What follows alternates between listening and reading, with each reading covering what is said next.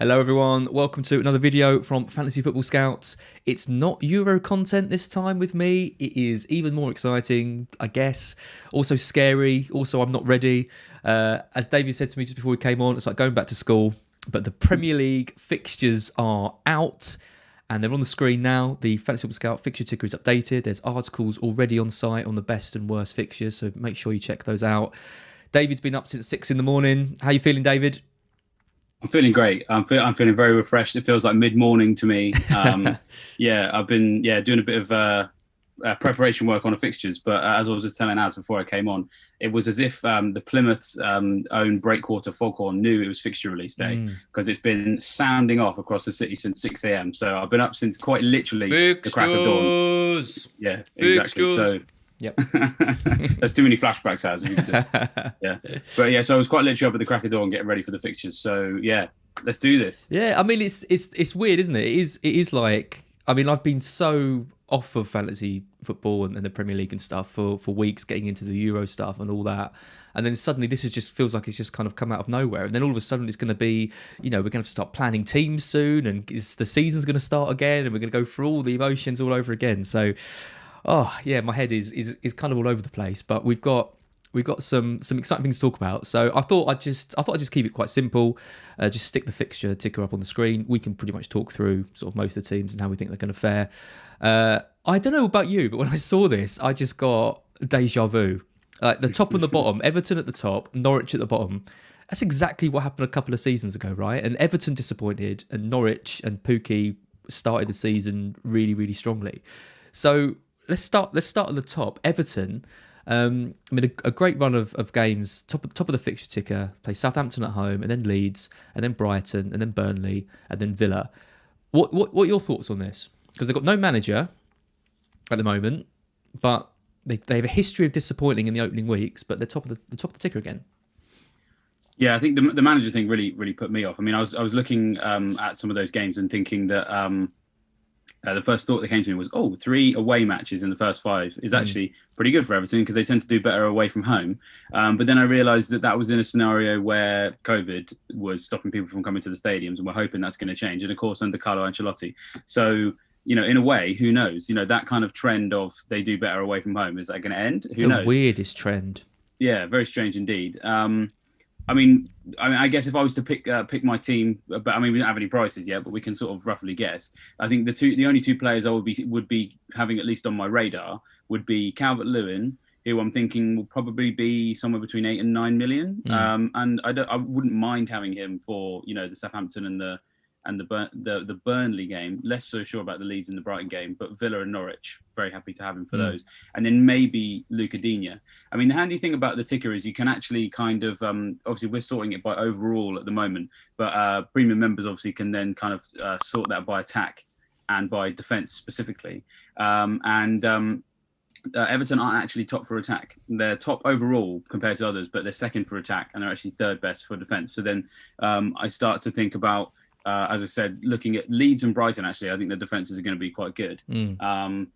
While Calvert-Lewin is going to be on my radar, it's entirely possible that some cheaper options may be kind of come into view, just based on the fact that, as you've also said about Everton, who knows? I mean, there's not a huge amount of options at Everton, is there? Like we saw last season. I mean, you've got Dean, Calvert-Lewin. I think Richarlison sort of disappointed people. Maybe James Rodriguez if he's fit. Who knows? But then, you look at like Sigurdsson, Decore, like the centre backs, Pickford. I'm not really too sure on any of them. So it seems very wise to start with at least one Everton player. I think for me it'll probably either be Dean or Calvert-Lewin. I think Calvert-Lewin probably is quite sensible, just looking at the fixtures to maybe start with. But yeah, like you say, Leeds and Brighton and even Burnley aren't necessarily pushovers. Villa as well. It's the opening game against Southampton. We don't really know how Southampton's going to start, but yeah, Everton are going to be another team, I think, that we probably try and shoehorn in some players because we're excited by the fixtures, and then they disappoint like they do most seasons. So at the other end, at the end of the list, there's Norwich. I mean, I think the first thing I always look for, I don't know about you, when I look at this fixture ticker, is the promoted teams, just to see who they've got, and I like to see teams who are playing promoted teams as well, because they're teams I tend to target. I mean, Norwich in the first 4 weeks, particularly against Liverpool, they have an awful record against Liverpool. I mean, there's no Suarez this season, but they'll be glad for that. But still, not a good fixture to start with. Then City straight into Man City away, and then Leicester, and then Arsenal before finally playing Watford. I mean, they could be beaten and bruised by the time they play Watford in game week 5. So I'm guessing Liverpool have a good run as well with Norwich and Burnley, Crystal Palace all in the first 5. Liverpool players, are you going to be targeting that Norwich game? And I mean, Salah's a must, surely. Yeah, well, I mean, actually, for me, it's less about necessarily the Norwich game, but more just about the run. It's just so good. So as I was mentioning just now, that you can, on the season ticker, if you're a premium member, you can sort it by attack potential and defence potential. And whilst Liverpool are second overall, if you filter the thing by attack, they are top. So then, yeah, Norwich, Burnley, Chelsea, Leeds, Crystal Palace, Brentford.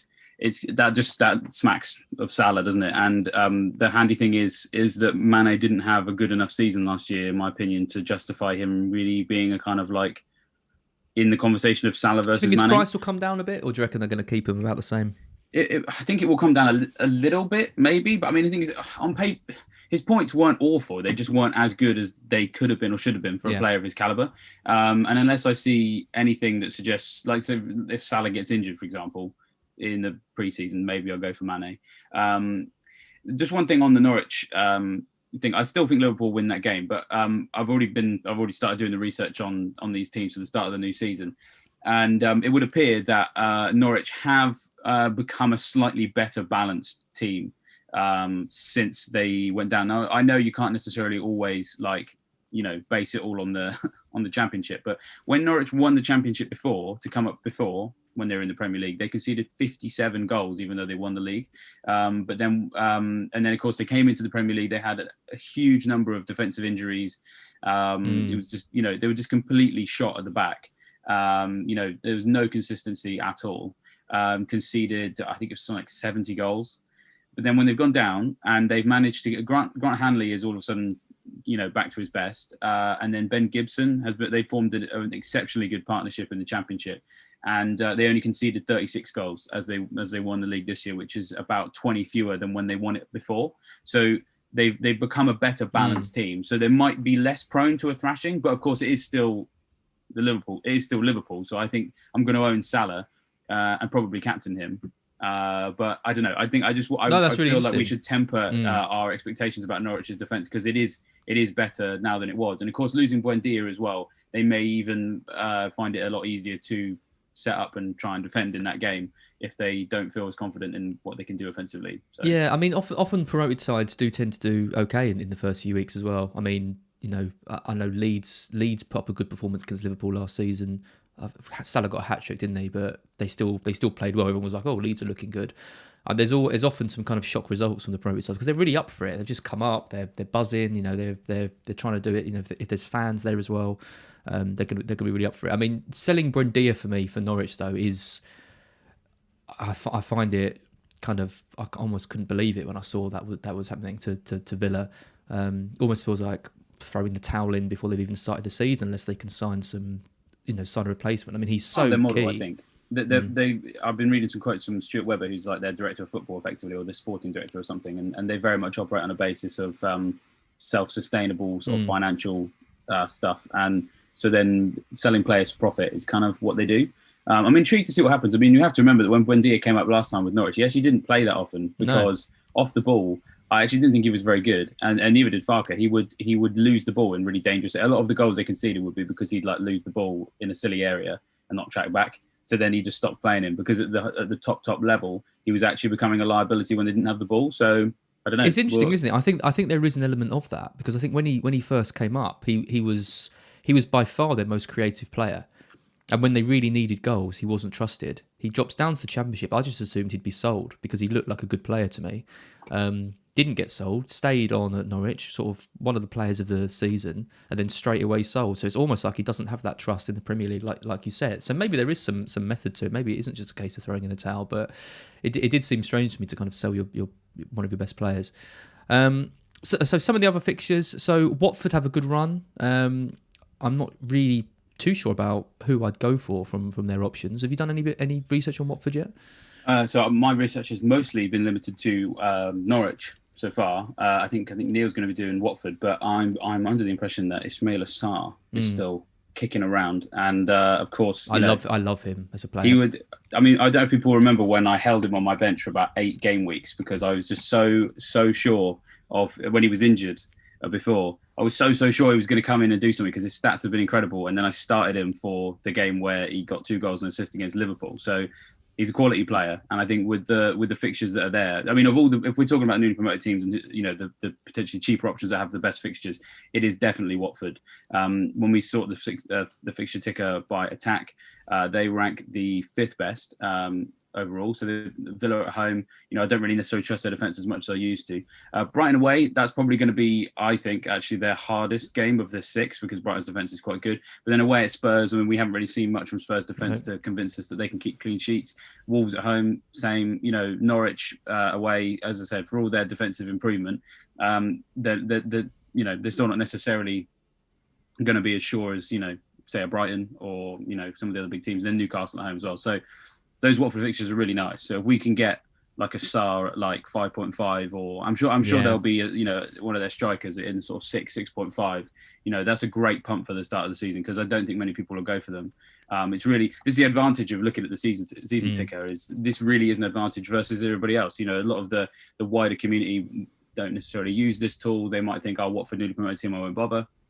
But when you, as I said, use the season ticker, you can see that they've got a chance of their punts doing well. And I like punting for a play. These kind of 5.5, 6 million spots are important, and if you can get them right, and you can avoid having to keep switching those players out, you can focus on targeting the premium players. I think that's how you do well in this game. The problem I have most seasons is my cheaper players, my 6 million, 5.5 players, don't do well, and I have to spend all my transfers switching them in and out. It's harder to get those right because you are effectively punting more on kind of unknown quantities, but it is still this kind of research and stuff. It hasn't been useful for me because I keep getting it wrong, but I'm sure many people don't get it wrong. The other promoted team is Brentford there, and I know like Ivan Toney is people were saying absolute lock in, no way I'm going to go without him as long as the fixture list is decent. I think those first 5 look good for Tony. Arsenal at home, Crystal Palace away, Villa away, Brighton at home, Wolves away. I think out of the promoted strikers, Pukki, who's Watford striker? I've got to be honest, I don't know too much about Watford. Do he play up front for Watford? Yeah, it's not Deeney. Deeney hasn't played as much last season, so yeah. I apologise. I'm none the wiser on Watford as well. Someone in the chat, here we go. See, we're still in Euros mode. Is it not? What's he called? Memphis Depay? Yeah. But yeah, Brentford with Tony, obviously. So people are really excited about him. 30 odd goals. My only caveat to him is don't forget Neil Maupay got 24 goals for Brentford, and he is not a player who I would advise people bring in. But I do think Tony is likely to go into that first game week with really, really high ownership. So what are your thoughts on him? Do you think he'll be starting? He's coming about 6'5", I reckon. Yeah, I think Pukki was 6'5" initially. Pukki was 6'5", yeah. And, I can't see him being any more than that. Yeah, exactly. And I think Mitrovic was 6'5" the year that Fulham came up first. He was, I think, 6 million last year. So I think they're championship golden boot winners in that sort of conversation. Pukki got 29 goals in the year that he came up and was 6.5, and I'm pretty sure that Tony got slightly fewer than that. So then, 6.5. But it kind of just go back to what I said about Watford. I think it's a similar story with Brentford. Arsenal, we don't trust them for clean sheets. Crystal Palace are going to be on a rebuild, and of course that game's going to mean a lot to Brentford because I think whenever Brentford play any of the London teams this year, they're going to be so up for that. At home as well in the first game. Yeah, exactly. I can definitely see him scoring in that game. So, yeah, I can see goals for Brentford. They're a good team. I like the way that they're set up kind of off the field. It's really interesting, especially for anyone who's ever played Football Manager. All stats-based, isn't it? Everything. Yeah, and anyone who's got a Scout membership, to be honest, because I've got to be honest, I'm pretty sure that Thomas Frank actually has a Scout membership based on the stuff he talks about. So, yeah. Again, he could be a great punt. So Brentford and Watford definitely worth looking at. But on the conversation about Norwich, it's kind of hard to get too excited about what they've got to do near the beginning. So yeah. Yeah, I think I'll be going with Tony. I mean the other team as well. The other kind of mid-priced-ish striker to consider is probably Watkins. Villa first three are great as well. Watford away, Newcastle at home, Brentford at home.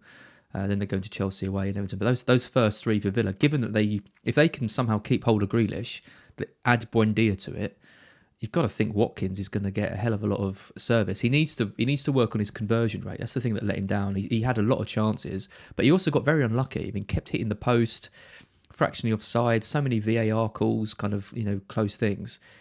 And he still managed to get, 15, 16 goals last season? He could be on for a big season this year if they keep Grealish, I think. Yeah, no, I think so. I think the only thing that would slightly concern me is his price. He will be, I think, more expensive than people like, because for as much as he was really, really unfortunate, I think we'd all agree that, very capable player. He still actually got quite a lot of points. He got way more points than I think people realise. He ticked over really nicely. He got 168 points, so only 3 forwards scored more points than him. So in terms of how the people have been priced before, I think he's going to be at least 7 million. When you consider the fact that Buendia is going to be around and Grealish will be fit, I think the people pricing him up will think what you've just said there. Big season coming from him. I think he could be 7.5. He could even be, exactly. I was just going to say, could even be 7.5. So then that's what Jimenez was, wasn't he? I think after his the season, a similar season when he first came up. So then if he's 7.5, then it makes me just sort of not just have some doubts, because if he's gonna kick on, as you said, what's gonna have to improve is actually his conversion. I think we would all agree that the chance creation for him was fine last year, apart from when Grealish wasn't there, but of course he'll be back. Buendia, as you say, should add to it, but I just think for 7.5, it might get people kind of going, well, I'm gonna need you to be hitting double figure hauls, maybe 1 in every 4 or 5. Rather than 5s and 6s across, 3 in every 5.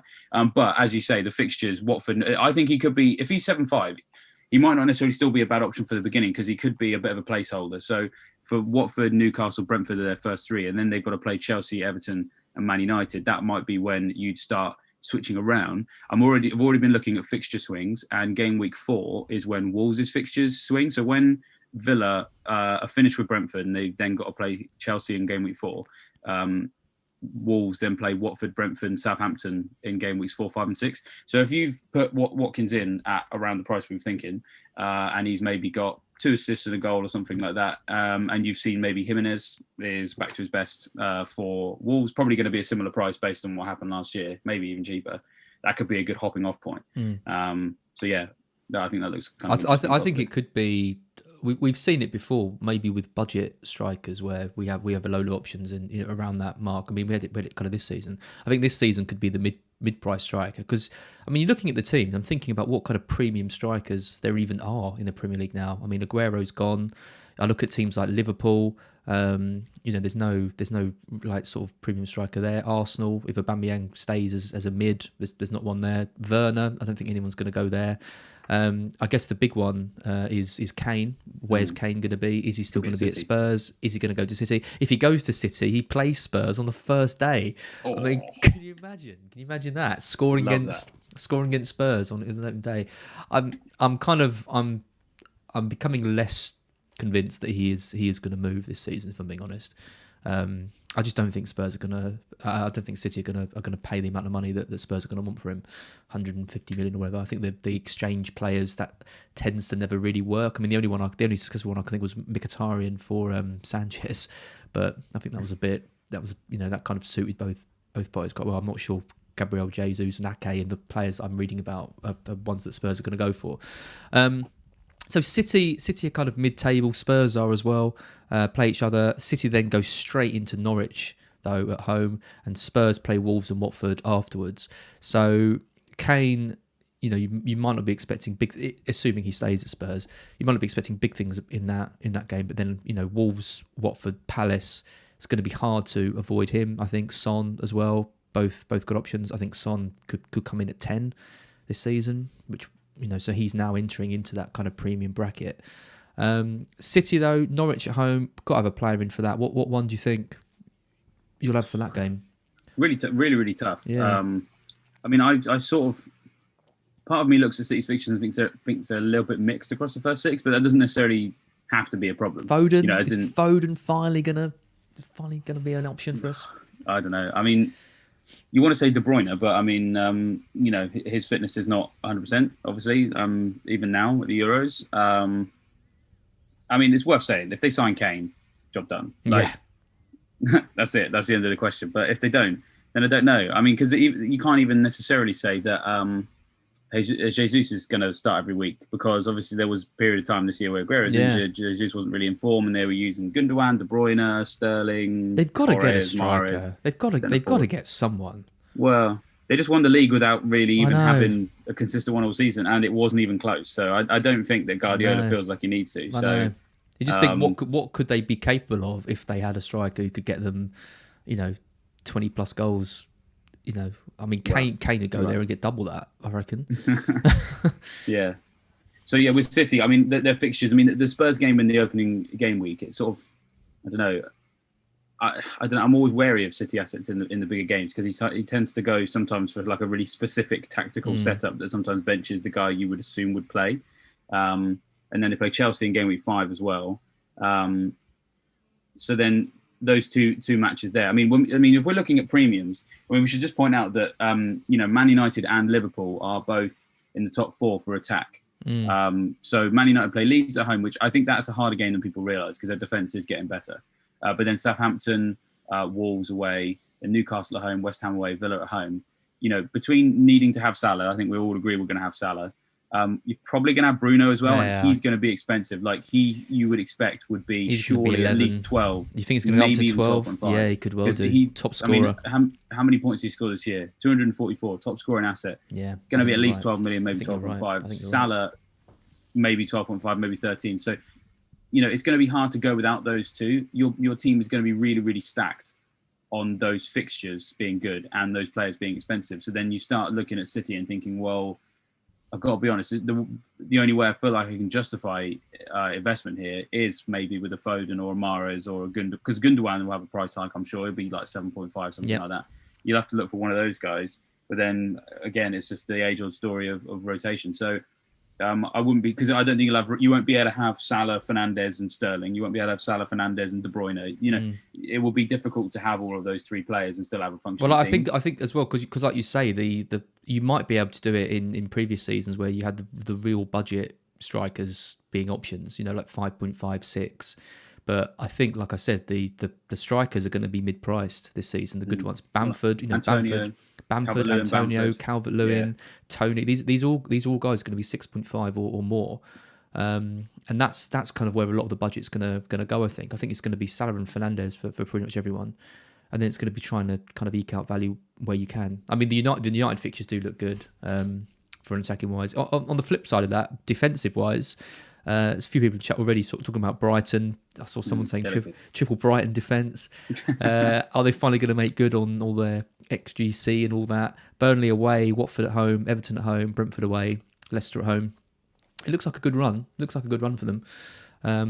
You know, I wonder what Sanchez is going to come in at, whether he could get a cheeky 4.5 price or whether he's going to be priced for potential. Because, you know, Ryan last season, for example, was 4.5. Sanchez, I think, probably should come in at 5, but if he was to come in at 4.5, he could be an absolute bargain. Dunk's going to be there at 5. White's going to be 4.5, I imagine, but has no real attacking threat. So yeah, Lamptey might be back and fit. You know, that would be the double trying to make good on promise. Brighton keeping it tight and Lamptey finally delivering some points for owners. So yeah, I think a Brighton defender would be the one to go for. Yeah, I think so. Because I think everyone else will have a price hike, and I think personally it's quite difficult to. I think it's quite difficult to hike his price tremendously too much.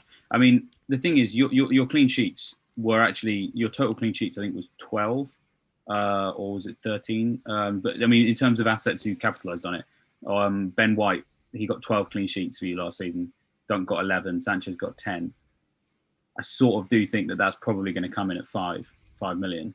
But then Lamptey, because he didn't score for too very many points and maybe isn't fit, maybe he stays at 4-5. Yeah. But then, of course, he's still a little bit of a doubt. So I think we need to wait for the prices on Brighton. But I as you say, I think looking at this, as I said, premium members can sort the season ticker by overall attack and defense. And if you click on defense, Brighton are comfortably top. So you're going to have a Brighton defender. That's an absolute must, I think. Just see the prices, and then we'll work out who we can have, I think. Yep. A couple more teams to mention. So you've got Wolves in there. Obviously, we're not really sure how they're going to set up now. They're kind of a bit of an unknown quantity.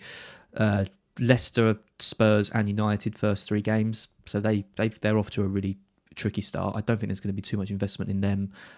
Maybe if Jimenez is back and fit, there might be a little bit, but I think that's probably a wait and see to see with them. West Ham just below them. So West Ham, bit of a mixed run. Newcastle, then Leicester, then Palace, then Southampton, United. Doesn't look too bad to me. I think Antonio's an option. The definitely. First 4, I think, we were talking about Watkins and Villa's run, and then when Wolves' fixtures get better, West Ham are sort of in a similar boat when their fixtures get a little bit harder around the same time the Wolves' fixtures get nicer. Antonio, I think, is not a bad bet for the start of the season. I think maybe 7 million, maybe 7.5. Yeah. Perhaps it sort of depends on what happens with Lingard. I think it's probably better if Lingard's in the team. But I think Antonio should definitely be on people's radars for the first 4. Because, of course, again, in terms of bigging up the season ticket, you can customize it for length of time as well. So we're currently looking at, I think on screen we've got the first 5. I've been looking at the first 6, but if you customize it to the first 4 matches, then West Ham are 3rd best in the whole league for attacking potential across the first 4 matches. So short term, definitely Antonio is one worth looking at. Yeah, and a lot of people do early wildcards and stuff. So you can, if you're planning on wildcarding in game week 3 or even 2 or something like that, then you can really target those initial fixtures. Yeah, I like the look of it. I think again West Ham need to go shopping for a striker. I think they sold Haller last year. A lot of trust in Antonio. Still not sure in his fitness, like long term over a whole season. I think there'll be a team that's looking to buy someone. I don't know. The strikers seem such a. I mean, it's always been hard to find a striker that's going to get you, a decent amount of goals. But I think particularly at the moment, with so many teams needing one, Brighton need one, for example. West Ham need one. City need one. It's particularly tricky. But do you think Europe as well for West Ham is going to affect them as well? I think it's a good. They need to invest. Yeah, I think it's a good set of fixtures for a team that are going to be competing in Europe. To be fair, it could have been if they had Norwich's fixtures and were starting their kind of Europe campaign. I think they'd be real trouble, but I think they'd be relatively happy with that. Well, I hope they invest because their squad, I think, just needs that little bit of bolstering for them to be able to compete. I think across the 2 fronts. Now, I always insist that the Europa League is a harder thing to step up to. I actually think that. In terms of squad balance and squad rotation, it would actually be more beneficial to West Ham to be playing in the Champions League because then you can play your games on the Tuesday and the Wednesday and you've got recovery time between then and your next Premier League game. Whereas I always think that Thursday to Sunday is quite attritional on teams' kind of like preparation time and recovery. They wouldn't be the first team. We've seen so many teams over the last sort of 10 years do really, really well, overachieve. They just miss out on the Champions League and they finish 5th. And they go. And I think we've seen it with Everton, we've seen it with Burnley, we've seen it with Wolves, where they just end up being overextended, and then the next season they finish 14th because it was just impossible for their squad size to cope with that scenario. And obviously, of course, the Europa League isn't as much of a prospect to new signings as the Champions League is. It's not as lucrative either, so they can't spend as much money. So I'm a little bit worried about how West Ham will balance that. They will need to invest. I mean, Antonio especially. I mean, they don't really have an alternative, striker. So if Antonio is going to be playing and starting Europa League games and Premier League games during this period, then maybe he's not worth looking at. Bowen can actually play as a false 9, and so can Lingard. But of course, as I said, that all depends on whether he can stick around. So yeah, I'll be intrigued to see what their plan is for that. And so then pre-season fixtures will be really handy for kind of having an idea of who's playing up front, how often people are playing, that sort of thing. So yeah, we'll be tracking that on Fantasy Football Scout as well. So I'd be amazed. I'd be amazed if they didn't sign a striker. Absolutely amazed. I think someone like Tammy Abraham is probably available for the right price. Yeah, good shout. He'd fit in great at West Ham. I mean, I'm holding out some slither of hope that Brighton could go for him as well. But I think West Ham is probably more enticing. Well, not probably. West Ham's definitely more enticing option at the moment with Europe. I'll try not to be too biased.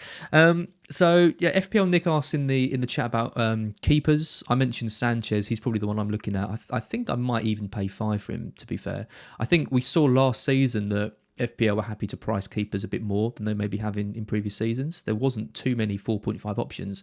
The promoted teams, Been a McCarthy, wasteland Ryan. for 2 years, I think. We Yeah, just haven't really had. You need two. You want to find two yeah, 4.5s that look nice, yeah. but So yeah, we'll they be always overprice looking. them. Yeah, we'll be looking at rotation pairs imminently, I imagine, to try and work out where we Yeah. can find sort of value in goalkeepers and defence.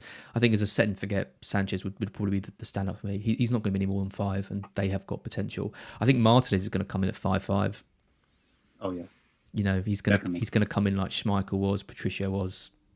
Yeah, Well, I mean, he's basically. I don't want. I don't want to. I don't want to be sacrilegious because I love the guy, but I feel like he's possibly the new Pope. You know, he's a guy that was capable of keeping clean sheets. His team was like good and bad enough at the same time. Like they allowed enough shots for him to rack up the saves and bonus, but good enough to still keep a clean sheet, and obviously based on his ability.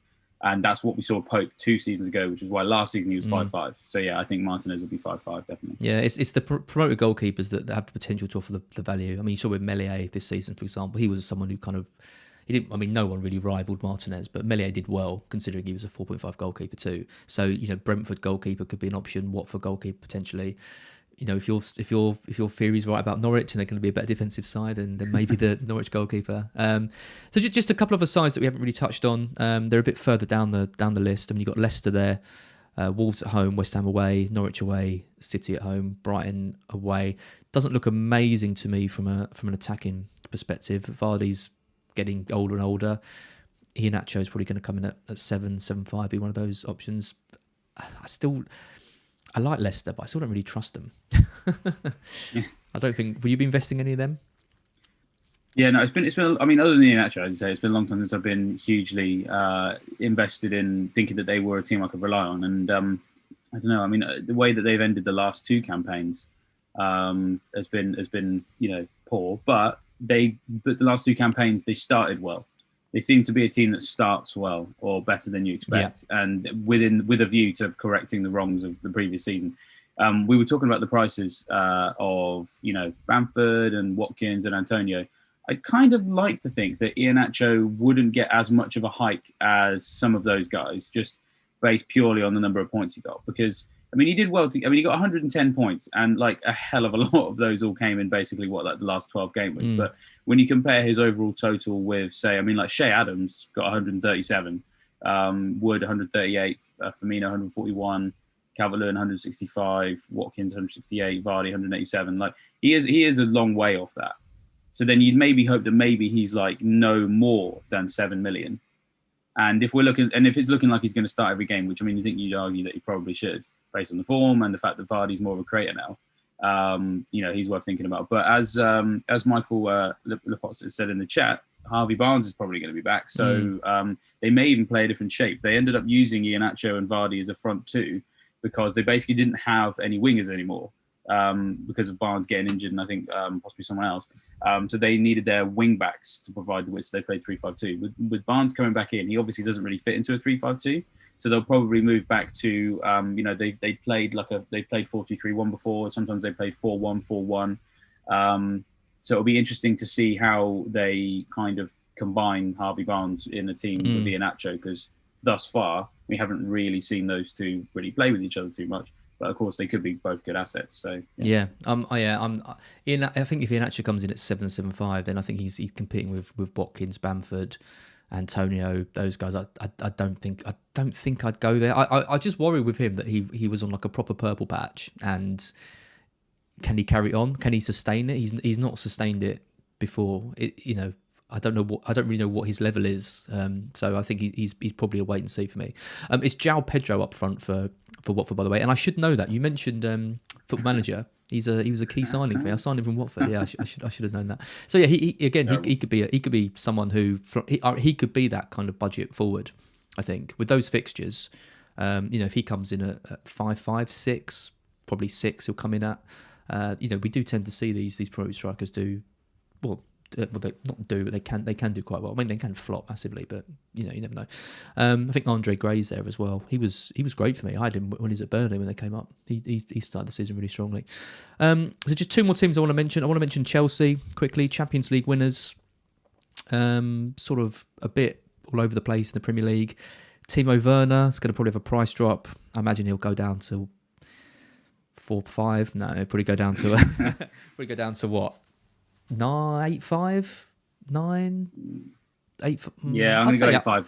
I'll say 8-5. FPL always like making sure that the players are about 0.5 more expensive than you feel like you want them to be, just to make it difficult to get them in your team. So I personally would go 8 million, but you go 8 million. Yeah, I think. But I know I personally would, if I was in charge of the prices, I would put 8 million, which is why I think they'll give it 8.5, because they always seem to be 0.5 above what I want. So. I think it's just that little bit of insurance. If he starts the season really strongly and then he just goes up to like 70% ownership, then everyone's like, okay, that's pretty boring. But yeah, I mean, Palace at home is obviously a great fixture for them to start the season with. I'd argue one of the best fixtures to start, because we don't know the status of their rebuild at the moment.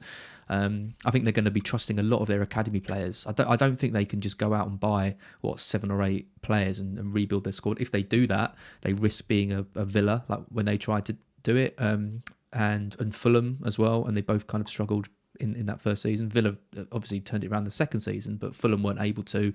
Went down, went back up, gone down again. It's a bit of a yo-yo.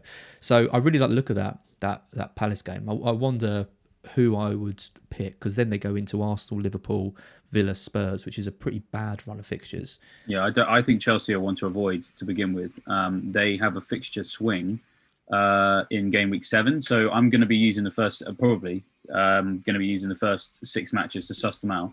Palace at home, as you say, is nice, but then Arsenal away, Liverpool away, Villa at home, Spurs away, Man City at home. If you think about some of the other fixtures that other teams have, the fact that Chelsea have to play 4 of the so-called big 6, basically, in the first 6 game weeks, that's just avoid territory, isn't it? Any team, you would avoid them unless they were maybe Man City for that period. But also when we consider that Tuchel has rotated so much since he's come in, you want that opportunity. You're going to need 6 game weeks worth of data, I think, to even know who's the most likely starting centre back, let alone centre forward. So that period is where I'm going to not go for them. But then game week 7, as I said, customizing the season ticket is so much fun. You can, if you select Chelsea, if you highlight them and then basically add game weeks on the bottom. So now I've got the first 12. You basically, every time you add another game week, they get higher and higher and higher and higher up. And so then over the first 12 game weeks, they're actually top of the season ticker for attack, because game week 7, they face Southampton, Brentford, Norwich, Newcastle, Burnley, Leicester. That's the 6 games that come after the first 6. So they're going to have some great fixtures. You'd like to think you'd know who the best players to invest are.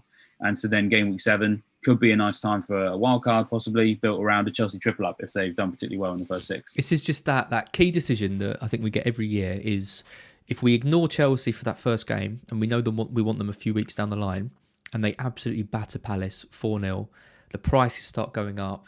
People are going to start to panic. People are going to start getting them in before Arsenal, Liverpool. We avoid them. They carry on doing well, and then we're off to a bad season before it's even begun. I can just see it in my head. We ignore like Chilwell and Reece James and Havertz and Werner and stuff, and they all start doing. I mean, Mason Mount is someone that I'm interested in. That's true. That's true. I mean, he's probably the most nailed on, isn't he? Yeah, you talk about nailed on. Talk about obviously there's some risk of rotation. He has never struck me as a kind of an essential pick. I mean, he was good when he was sort of 6 million, I think, in his first season. I worry if he goes up to like 7.5 and that mark. But if he's around 7, which I think he could be, I mean, his chances created stats were unbelievable last season. 7.3 he finished last season, 147 points. So he was the, I think, 11th highest scoring. He probably will. He probably will go up to 7.5 then. I think it could even be 8 million. I think it could be. Because I think that they'll be aware of the fact that compared to the other Chelsea players, he's the most nailed on.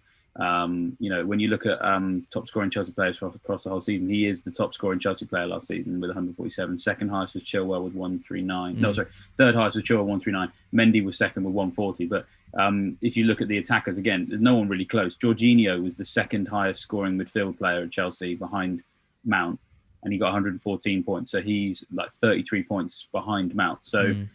I'd 8 million, maybe even 8.5 for Mount, to be honest. As I said, always bet on the Premier League to make the player that you thought was going to be a nice budget option to be more expensive. So I think you're Yeah, right. I think you're but right. still a good option. I think you're right though. Still a good option, but I Yeah. think he will be pricier than people I think. think eight gives you a real decision to make. I think you're right. If he comes in at 7, I think it's a no-brainer. I think if he's at 8, suddenly you're having to probably find a bit of money, downgrade some other players. Ryan asked, without knowing prices, is anyone a lock? For me personally, Salah definitely. I think a Liverpool defender, either Robertson or Trent. I'd probably Trent again. Just keep going down there. I just think he had a poor season by his standards last year in terms of FPL, but he's someone that I think can massively deliver. And then Tony, I just can't see myself not starting with Tony for those games. I think they're unbelievably good fixtures for Brentford attacking wise. How about you? Any locks? So I've only got two, and that is Salah and Fernandes, just purely based on the captaincy, because I think their captaincy works really nicely across the pairing for the first 6 weeks. Yeah, So it in the does. first week, Liverpool are away at Norwich, Man United at home to Leeds. So I'd probably captain Salah there because I think Leeds' defence is better. Game week 2, Burnley at home for Liverpool, but Southampton away for Man United. So I'd probably go Fernandes there. Then game week 3 is Chelsea at home for Liverpool, Wolves away for Man United. So I think that's another Fernandes captaincy. And game week 4, United are at home to Newcastle, Liverpool away at Leeds. So I think that's Fernandes' captaincy over Salah. But then I then have to go away to West Ham the next week when Liverpool are home to Palace. So then I think it's Salah captaincy again. Yeah. And then in game week 6, you've got United playing Villa at home and Liverpool Brentford away. Undecided at this point which of the two I captain, but having them both in, I think I think you're completely right, and I think given that we talked about probably not having that many premium options to pick, they definitely seem the two stand out. You've done your research, David. I can't argue with that. I think I agree. I think I'll add Fernandes to that list. I can't. I think if you're starting the season with those United fixtures from an attacking perspective about the top scoring player last season, you're very brave. Might even be worth thinking about a double up maybe if Greenwood's around, or Cavani maybe. I think Martial's probably out of the picture now, but maybe too much of a risk. Last team I want to touch on, I know we've been talking 42 minutes, is Leeds. So Leeds are kind of right down the bottom. Tough looking games: United, Everton, Liverpool in the first 5, but then Burnley, Newcastle away. Burnley away isn't too much of an easy game. They're not a team that shies away from a big game. I think it's probably quite a good start for them in a weird way to be playing some of the top playing some of the top teams almost instantly.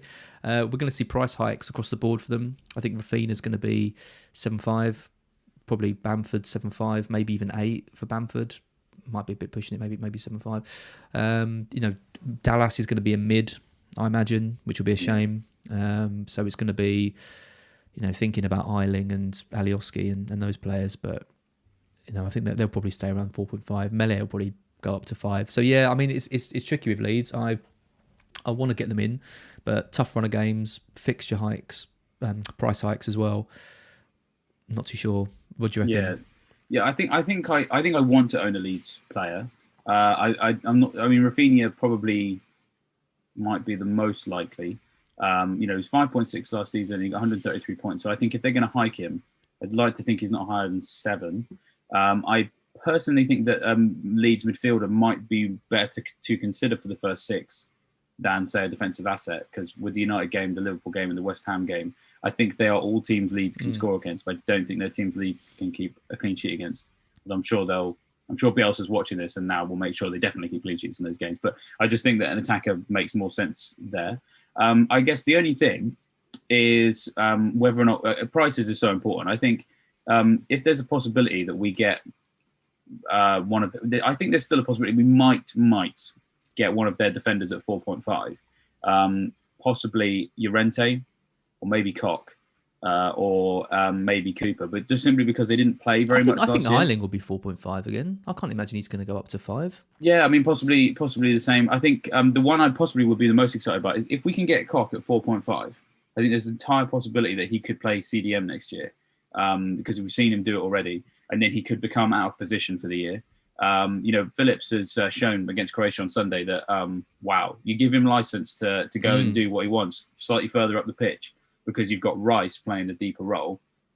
He doesn't play the Rice role for Leeds, but he sits deeper. So he takes on some of those responsibilities.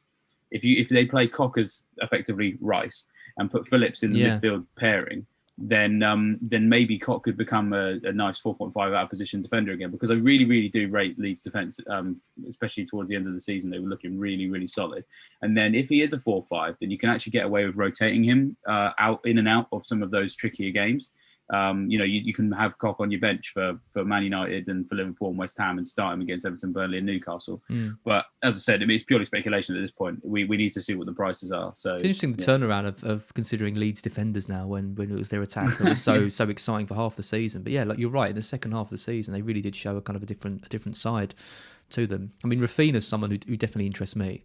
I think, even with the fixtures, I think if he was to come in at 7.75, I think he would be a real standout option if they can manage to keep hold of him. I know Liverpool are sniffing around. There'll be other sides, I'm sure, that are looking into him because he was just so good last season. So he's probably the one for me. Bamford is great. I do wonder if Bamford's going to hit sort of close to 20 goals again next season, but I'm not saying he won't. I think it would be Rafinha for me. I think going for the double up. It'll be bigger value, I think. Yeah. I think he outscored Bamford in the second half of the season. Yeah. Be a midfielder, so he'll get more points for his goals. And I think it'll be cheaper too, because I think it's across the course of the season he scored fewer points. And Bamford, I think, was the second top scoring forward, wasn't he? So basically, if you were just going to... 194 points. Yeah. And he was still like 50 points off Kane. But, I wouldn't be surprised if Bamford was coming in at like 85 or something. Because, I mean, Danny Ings came in 85, I think, didn't he, this year? And I don't know if he actually got as many points as that. Let's have a look. Danny Ings obviously got... okay, yeah, go on. I think Bamford's going to be 8.5. He got 198 points in his breakout year and then came in at 8.5 the next year, and Bamford got 194. So then that's why I think Rafinha will be better value, basically. Yeah, and I think 8.5, I don't think Leeds is going to be Bamford's going to be a very popular option for a lot of people. And I keep saying it, but especially with what I think it's going to be this season with the mid-price strikers. I think at 8.5 is starting to enter into that kind of top sort of upper tier of price, and that seems a bit much. I think Rafinha will be less and offer more as well. I think that's it. I think we've touched on pretty much every team. I hope that was interesting or useful for anyone listening. Back to Euro considerations now. Make sure you've got your teams set up because the deadline's coming pretty soon. I've got fan team to sort out. I've got UEFA team to sort out. It's relentless, isn't it, all this? Yeah. No, I'm about to go off and do the scout picks article for match day 2 and a bit of discussion on whether or not you should use a limitless chip as well. Yes. So lots to talk about in Euros as well. Yep.